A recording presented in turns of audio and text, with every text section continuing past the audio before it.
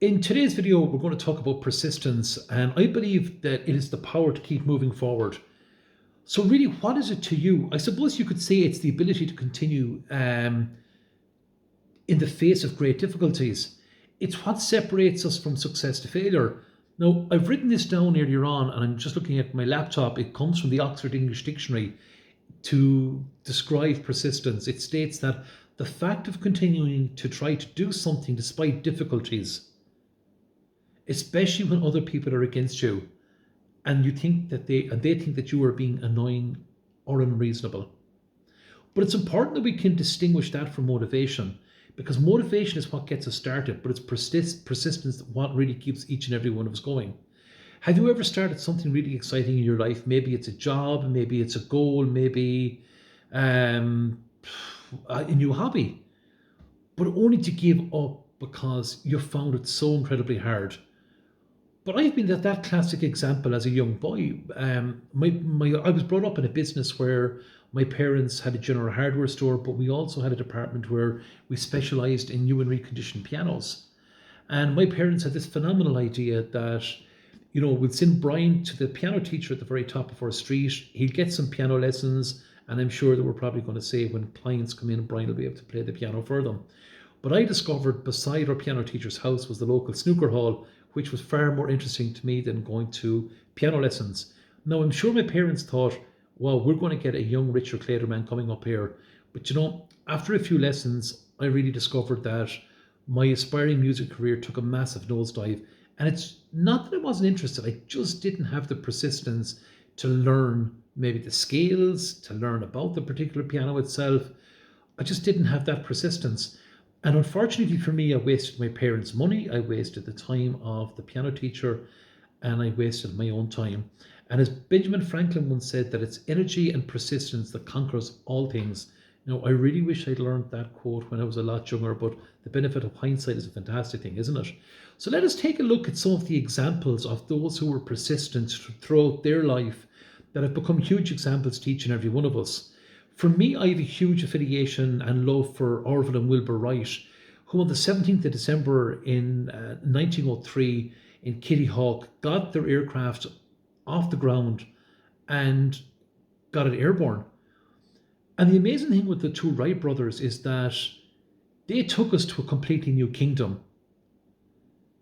We go into aircraft nowadays and we fly from point A to point B, or we're flying in our economy class seat or our business class seat, whatever it might be.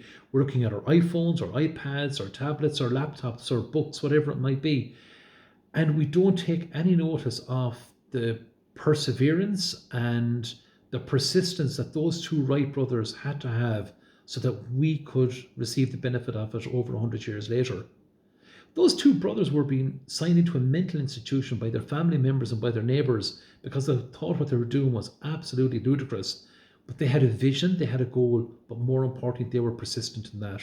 I often think of the great Sir Edmund Hillary and Tenzing Norgay, who climbed to the summit of Mount Everest. Now, they failed before that on several occasions, but they kept persistence as one of their greatest characteristics. They managed to get to the summit.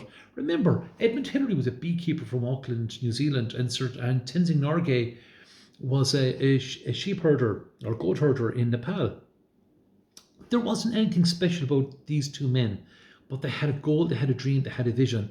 But again, they were persistent. It always amazes me how so many people died in pursuit to climb Mount Everest before Sir Edmund Hillary and Tenzing Norgay, and yet when they achieved the feat of climbing to the summit, so many other people were able to get there afterwards, and unfortunately some died. But there's a massive amount that have climbed that peak now since that has happened. But again, the characteristic to both of those stories was persistence, and it was a habit that they were able to develop. But persistence really matters like that, because why does it matter? It matters because those that have gone before us, those who have inspired us, have shown us that you can break through those barriers of defeat to the success that you truly want in your life. Without persistence, all of this would have come to nothing. And this is one of the characteristics that, you are required and that I am required to have to develop to reach the goals that we all want in our life. We have a choice to make in our lives. We can either climb the mountains or we can stay in the foothills. It's up to each and every one of us. But what are you prepared to choose today? Therefore, you must be completely persistent, because it's crucial for you achieving that goal that you want. Again, I've had to write this down on the laptop earlier on, but I love what Napoleon Hill wrote in his book Think and Grow Rich, and it's a book I recommend to so many people. But he states that there may be no heroic connotation. There may be no heroic connotation to the word persistence, but that quality is the character of the human being, what carbon is to steel. He states that it's a unique mental strength, it's strength which is essential to combat the fierce powers of rejection and numerous other obstacles that lay in waiting. So remember, whatever you conceive and believe through persistence you must achieve, but decide now to be one of those people who will make it happen. Persistence cannot be replaced by any other quality. When you become completely persistent, you can achieve your goals. But remember, when we're on this journey towards a particular goal that you want in your life, there's going to be obstacles. There's obstacles in everything. As I mentioned with the Wright brothers and with Sir Edmund Hillary and Tenzing Norgay, look at the obstacles that they had to surmount. Now, each and every one of you that are watching this video, you all know of examples in your life, probably some more modern examples than what I've stated, but that those that have experienced phenomenal obstacles. Even, for example, J.K. Rowling, the author of the Harry Potter books, she got rejected over 12 times. People thought this book wasn't worth publishing. Now it's one of the greatest books that has ever been written. And then we can all see the movie contracts and the franchises after that. But part of the obstacles that you're going to face on the journey towards your goal, one of them, there's the fear of failure. And the fear of failure is one of those obstacles that can stop you from taking the action that you require. You can have also a lack of immediate results. And when I talk about the lack of immediate results, we also have to look at the law of gestation. Everything in this world is a perfect order. There's a perfect law for everything. But when the farmer plants a seed in the fields, he or she's not going to get those immediate results. They're waiting for the right temperature of the soil. They're waiting for the right amount of sunshine. They're waiting for the right amount of rain. And they're waiting for that seed to germinate to become a plant that will turn into a particular crop that they've sown. So a lack of immediate results can be really frustrating to someone that's going for their goal, because sometimes we live in a world today where we want that immediate gratification. But when it comes to goal setting and goal achieving, it's really, really important to understand that law of gestation, or of that understanding that the lack of immediate results doesn't mean that you quit straight away, that you stay on the journey and that you continue to go where you want to go to. Burnout can become a massive one as well, where you're really doing your very, very best the whole time. So it's time that, you can work 6 days, there's a 7th day to take off. It's important to be able to take that 7th day off. God even rested on the 7th day. But there's also negative self-talk. Negative self-talk is one that really bet me up when I started off on the road of mentorship, because I didn't believe I was good enough. And that's one common thing that happens with a lot of people. They see other people in a particular field that they would truly love to be working in or speaking in, and they feel that they're not good enough. And they stop themselves from going forward. Again, it's an obstacle because they talk themselves out of it the whole time. But there's also going to be a lot of external pressures from loved one and family members. And the reality of it is that our loved one and family members don't mean to discourage us. They don't mean to create the obstacle, but they love us so much that they don't want to see us going forward because of that fear of failure. But it takes a person with a really steely mind to be able to say, I'm going to go forward. I'm going to be persistent. I'm going to get through these obstacles. And it doesn't make a difference who you are. Every single entrepreneur, every single sports person, everyone globally has gone through those obstacles that have sometimes nearly stopped them from going to where they wanted to go to. But ask yourself the question, have any of these obstacles that I have mentioned stopped you from going to your journey? And look, truthfully, on my journey, I can recognize several of those goals that nearly paralyzed me for taking action and stepping up to a level. But thankfully, the mentor that I have also recognized this because they were there before and helped me break through those obstacles. But let's take a look at some of the strategies that can help us build up persistence. I've written down here we can break down big goals. For a lot of people, it's financial goals is what they really want in life. The reason it's a financial goal is because when they receive the financial freedom that they truly desire in their life, it allows them to be able to maybe pay tithing to the local church. It allows them to pay towards charities. It allows them to have maybe savings or investment fund. It allows them maybe to do nicer things for their family and for their friends and for their loved ones. And there's nothing wrong with that whatsoever. But when it comes to a financial goal, for example, we need to be able to turn those intimidating tasks into manageable goals or into manageable steps. So a lot of the time you might get somebody that has a business and states that they want to turn this into a 6, 7 or an 8-figure business. And we're just going to take somebody that might have a turnover of 100,000 and they want to bring it to 500,000. So what we're going to do is we're going to reverse engineer. All of a sudden it's 500,000 and that can become a frightening number to people. But what we're doing is we're reverse engineering it and we're asking ourselves, what would we need to take in turnover every month, every week, every day, and maybe it's over a 12-month, an 18-month, or a 24-month period. But what we're doing is we're breaking it down into small steps so it becomes manageable, so that the fear goes out of that. We're also looking at creating systems, not just goals. Systems are very, very important on your journey. What are your daily habits? Are you building particular routines? Look, for myself, I do this every single morning. It's a non-negotiable. And I take 20 minutes to read scripture. I'll write out my goals. I'll write out my scripts. I will visualize.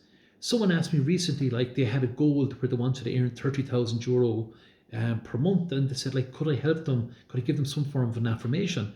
And quite simply, one that I got from my own mentor before, and it stated, I am so happy and grateful that I'm earning in excess of €30,000 each and every month.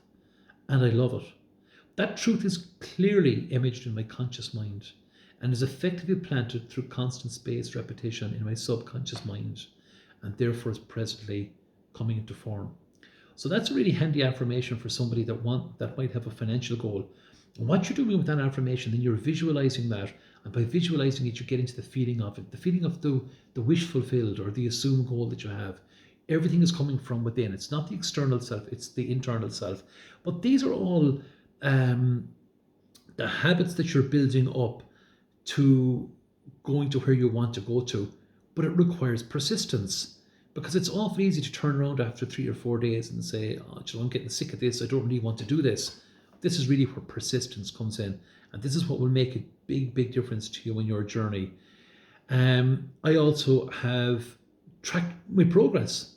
It's a big one. Some people like to get those visual indicators. It might be pie charts, it might be particular apps, it might be journaling.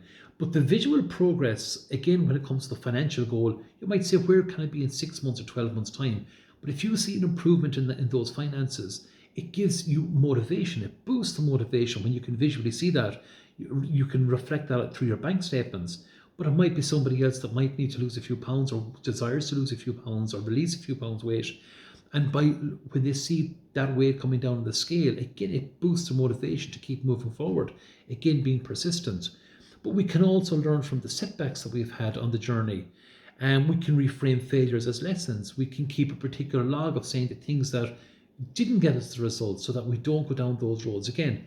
But you also need to be able to surround yourself with people who will support you on that journey. Who are the people that you're surrounding yourself with? They always say that we become the best version of the 5 people that we are the average of the 5 people that we hang around with. So, what are you listening to on YouTube? What are you watching on television? Are you watching too much Netflix or YouTube? Or are the programs that you are watching, are they creating a positive impact to help you to go towards your goal? It's really important that we get this, because there's going to be so many people that will try and knock you. There's going to be so many negative comments that will be thrown your way. And that's why it's important to follow a particular mentor or to get mentorship and ask yourself, are these people now becoming a positive influence in your life? I also think that it's important to celebrate milestones on your particular journey, because Those small wins, they fuel big wins. It's really, really important. And again, it's all about the persistence, taking those steps forward to get the results that you want. So look, just to recap on this video, persistence, finally, it's not a talent, it's a habit. And we can all work on that habit. We can all develop that habit because it's a muscle that grows through the use. It'll always grow through. The more that we practice, the more easier that persistence comes for each one of us. And remember, everyone fails, not everyone quits. And there's one, just before I finish up, there's one final quote that I love here. I seen it in our local library today in a book from Winston Churchill, and it states that success is not final, failure is not fatal, it is the courage to continue that counts. And that quote, as I said, came from Winston Churchill. Look, I hope this video has been some help to you today on the topic of persistence. Please, if you can, like their YouTube channel. Maybe you can subscribe to it or share it with a friend of yours. And please leave a comment below so that we can help ourselves to develop and that we can share some more useful information that might be benefit to you. So to each and everyone, have a great day. Thanks a million. God bless.